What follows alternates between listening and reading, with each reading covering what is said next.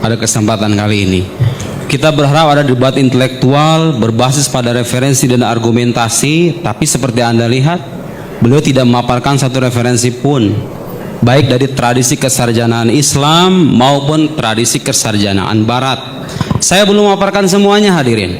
Jadi saya agak kecewa ketika beliau menyebutkan itu kan dasarnya teologi. Loh, saya ini baca buku filsafat, sekolah jurusan filsafat 9 tahun.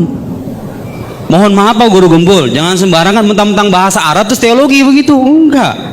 Kitab yang saya kutip itu judulnya, saudara-saudara sekalian, Falsafatuna, filsafat kami. Itu buku filsafat. Beliau bicara panjang lebar tentang kita harus memerhatikan yang lebih penting, tentang bicara ekonomi, politik. Siapa yang mengingkari sih? Kalau pembicaraan kayak gitu penting, siapa yang mengingkari? Likulli makom makol. Setiap makom itu ya ada perkataan yang pas. Kita lagi debat masalah ini, yang gak usah bicara panjang lebar kemana-mana gitu loh. Itulah pentingnya belajar ilmu debat, saudara-saudara sekalian. Biar Anda tahu bagaimana caranya memposisikan mahal niza. Ini namanya mu'allil, ini namanya sa'il, ini klaim, ini bantahan atas klaim. Beliau tidak mengklaim sama sekali apa yang saya paparkan tadi. Hanya bicara panjang lebar ke sana kemari, tidak tanpa menyinggung jantung persoalannya. Saya tadi mengatakan, ini kita lagi bahas akidah Islam itu bisa enggak dibuktikan secara ilmiah. Ya, dari tadi saya ngomong itu, Pak. Jangan dipotong, jangan dipotong. Jangan dipotong. Kita bukan netizen, mohon maaf. Kita lagi belajar di akademisi gitu loh. Tolong kita jaga adab intelektual ya. Nanti ada Bapak sendiri ada bagiannya. Kemudian beliau bicara tentang Al-Ghazali. Al-Ghazali katanya bertobat dari ilmu kalam. Pak, coba baca langsung bukunya. Perlu nggak saya bacain Al-Munki Minad Dolal? Kasih saya satu ungkapan Al-Ghazali mengingkari keabsahan ilmu kalam secara metode keilmuan. Al-Ghazali imamul mutakallimin. Al-Ghazali imamnya para teolog gitu loh. Nah, lihat sini ya. Beliau bicara nggak pakai referensi kan? Saya bicara referensi. Beliau tadi mengatakan zat Allah itu tidak bisa diketahui. Pak, dari dulu para teolog udah mengatakan begitu. Jangankan para teolog, Nabi pun nggak tahu hakikat Allah itu. Dan itu tidak mengenai keagungan Nabi loh ya. Kenapa? Karena kalau hakikat Allah itu diketahui, Allah terbatas dong kalau begitu. Jadi semua teolog sepakat hakikat Allah itu tidak diketahui. Tapi itu tidak berarti menghalangi kita untuk memahami dan mengenal Allah melalui sifatnya berdasarkan metode rasional yang kita pahami dan wahyu yang terpercaya. Oke, beliau nggak pakai referensi kan? Saya pakai referensi. Dari mana itu ungkapan? Oke, ini namanya kajian ilmiah kayak begini nih. Referensinya jelas gitu loh. Beliau dari mana referensinya? Saya juga nggak paham. Oke, lihat nih Al-Amidi mengatakan, jadi zat Allah itu memang iya hakikatnya nggak bisa diketahui, nggak usah panjang lebar mengatakan begitu. Summa tasawwur syai', penggambaran terhadap sesuatu, saudara-saudara sekalian, taratan yakunu bi tasawwur dzatiyatihi, terkadang digambarkan dengan esensinya, wa muqawimatihi, dan pembeda-pembeda diferensinya gitu kira-kira ya, esensinya ingkana murakkaban, kalau dia tersusun. Ada genus, ada diferensia gitu kan, Anda belajar logika kan? Kadang manusia, apa itu manusia? Hayawan natik, rational animal. Hewan yang berpikir. Itu tuh kadang-kadang begitu tuh. Wataratan bitasawur khawasihi walawazimi. Terkadang penggambaran sesuatu itu digambarkan dengan kekhasannya, sifat-sifat khasnya, walawazimihi, dan konsekuensi-konsekuensinya. Wasawaun kana murakkaban aw basitan. Lakin dzat wajibul wujud, tetapi Allah Subhanahu wa taala wajibul wujud basito, dia tidak tersusun. Karena itu enggak ada genusnya, enggak ada diferensianya. Ghairu murakkabah kama yati fatasawwuruha la yakun bitariqil awal bal bisani. Jadi mengetahui Allah itu tidak dengan esensinya, tapi dengan cara mengetahui kekhasan sifatnya, konsekuensinya. Coba, kalau Allah itu menciptakan alam semesta ini, masa dia nggak berkuasa sih? Dia berkuasa dong. Ini rasio kita mengatakan begitu loh. Dan agama datang dengan teks yang mengatakan Allah Maha Kuasa. Itu mengenal Allah dengan sifatnya, bukan dengan zatnya. Nggak ada teolog itu sepanjang zaman mengatakan kita ingin menyampaikan hakikat Allah. Enggak. Kita ingin menyampaikan awal wajib alal insan, kewajiban pertama bagi manusia itu mengenal Allah. Kalau beliau kebalikannya, Allah nggak bisa diketahui, ngomong panjang lebar ke sana kemari. Lo teolog di mana-mana ngomongnya begitu. Kewajiban pertama itu mengenal Allah. Pak, betul kemajuan saintifik itu penting, tapi kita kan akan mati loh.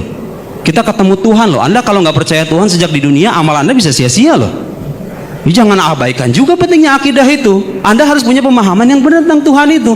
Makanya kita berdebat nih, Tuhan tuh ada apa enggak gitu loh. Kalau dia ada, bukti ilmiahnya apa? Itu pertanyaan rasional. Bagaimana Anda membuktikan meyakinkan orang atas bahwa Tuhan ada kalau Anda tidak bisa membuktikan, tidak punya metode ilmiah yang bisa diuji bersama-sama? Bisa diuji loh bersama-sama, metode rasional itu. Dan beliau tidak memaparkan kritik sama sekali, gitu ya. Nah, sekarang saya ingin mengatakan ungkapan Al-Ghazali yang beliau katakan, katanya bertobat dari ilmu kalam. Al-Ghazali itu bukan bertobat dari ilmu kalam, Pak. Beliau dalam pengalaman spiritualnya sampai pada kesimpulan bahwa keimanan para sufi itu level keimanan tertinggi gitu loh. Nggak menafikan bahwa para teologi itu punya manhaj yang sahih. Nanti saya bacakan mungkin dulu kalau saya punya waktu. Dibaca referensi aslinya gitu loh, jangan buku terjemahan. Langsung Pak, saya bacakan referensi aslinya nih. Mungkin minad dolal ya. Summa ini ibtada'tu bi ilmil kalam fahassaltuhu wa aqaltuhu wa tala'tu kutubal mutahaqqiqina minhum wa sannaftu fihi. Dia mengarang Al-Ghazali. Ma aradtu an usannifa fa sadaqtuhu ilman wafiyan bi maqsudihi. Ayo, artinya apa itu Bang Gumbul? Tidak hafal. Iya, makanya jangan bicara akidah kalau belum baca referensinya. Gitu dong, ilmiahnya begitu dong. Di mana-mana kajian ilmiah itu harus baca dulu baru menghukumi.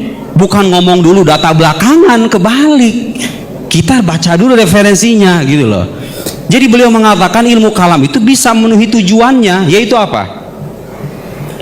Hifdz aqidati ahli sunnah, menjaga akidah ahli sunnah. Dan memang itu tujuan kita kok. Kita tidak sedang mengajak Anda untuk memahami hakikat Tuhan. Kita mengajak Anda untuk mengenal Tuhan berdasarkan ala hasab qadr taqwa basyari, ala hasab taqwa basyariah, berdasarkan kemampuan manusia dan referensi-referensi yang bertanggung jawab kesahihannya. Beliau tadi juga, saya menyayangkan ini, coba yang teliti gitu, ketika presentator menyampaikan contoh itu diteliti contohnya seperti apa. Saya itu memberikan contoh Pak Gumbul tadi punya istri 4 itu. Jadi gini loh, dalam akidah itu ada sesuatu yang tidak ada secara indrawi, ada sesuatu yang mustahil ada secara akal gitu loh. Saya mengatakan, andaikan nih Pak Guru Gumbul punya istri 1 sekarang, andaikan. Terus saya mengatakan, Guru Gumbul memiliki istri 4. Kan sekarang istrinya 1. Itu nggak ada kan, fakta itu nggak ada kan di alam indrawi, tapi itu mungkin secara akal gitu loh. Itu beda tuh ungkapan itu dengan ungkapan Guru Gumbul hidup sekaligus tidak hidup.